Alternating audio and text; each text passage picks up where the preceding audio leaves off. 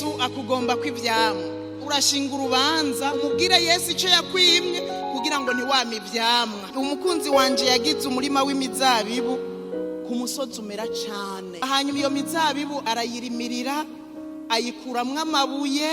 Si ivyo gusa, aca arafata yubakamwo umutara n'akazu k'abacungera imirima kugira ntihagire n'ikiyona, ngo yimbamwo n'ubwato burundamwo amazi kugira ngo umuzabibu wiwe ntugire ico ubura. Hanyuma ngo nyene umurima w'umuzabibu ngo yaziga kuzoronka ivyamwa, agize ngo araja gusarura asanga imizabibu yamye ibijabija aho kwama inzabibu nziza. Yarababaye cane.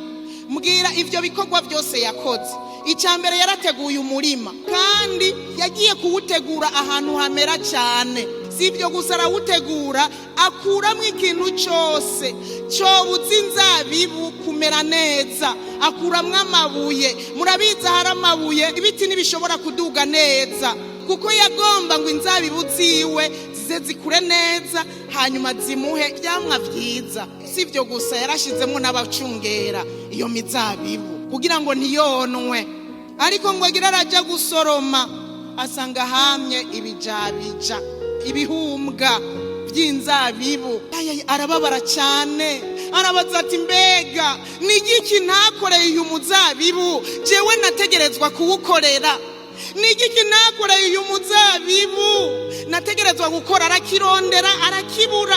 Aravuga ati reka rero uyu muzabibu ko naziga kuwukuramwo inzabibu nziza ariko ukama ibijabija, reka ndawukureho.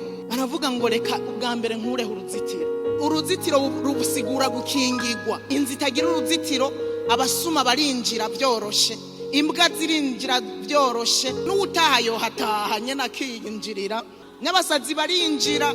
Arongerako ngo nta n'ibicu vy'imvura bizosubira kubaho ngo uwo muzabibu uronke imvura. Ivyo yabikoreshejwe n'iki? N'ishavu, kubera yabona ataca umuzabibu umuzaniye. Yaratanze ingufu ziwe zose n'uburyo yarabutanze kugira umuzabibu ushobore kumererwa neza, hanyuma wama inzabibu nziza, hanyuma aronka ibihumbwa. Kubw'ishavu aravuga ngo sinzosubira kuwukorerera, ndakuraho uruzitiro. Imizabibu si Imana ibaba, Yesu iyo yariko avuga ubwoko yatoranije, yariko avuga abantu yagize inyagu yiharije, yariko avuga abantu yahamagaye mu mazina akabagira biwe, yariko avuga ubwoko bwiwe, abana biwe. Arabaza ati niki nabakoreye nategerezwa kubakorera kugira ngo mugume mwami ibihumbwa?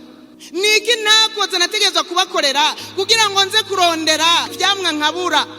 Ndakwibutsa yuko Yesu akugomba kw'ivyamwa.